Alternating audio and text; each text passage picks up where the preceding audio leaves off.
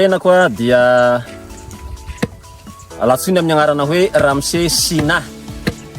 Ity toerana ity dia tia amin'ny atao hoe Ambato Mitsangana, Fokotanin'ny Tsinjony, commune rurale Tsarasaotra, district Ambositra. Natao moa ity famboleka azy ity na ny reboisement satria raha tsika mahita fa miasimba ny tontolo iainana. Dia fandraisana anjara izao hafahana miarao zany tontolo iainana zany mba miady amin'ny resaka fahasimbany ozone zany. Karazakazo ambolena iato dia misy ireo hazo fihinam-boa tahaka ny kafe, manga sy ny avocat. Misy koa nefa ireo hazo izay natao haharitra hitazona ny nofotany ary hiteraka ny loharano hamelomana ny tany.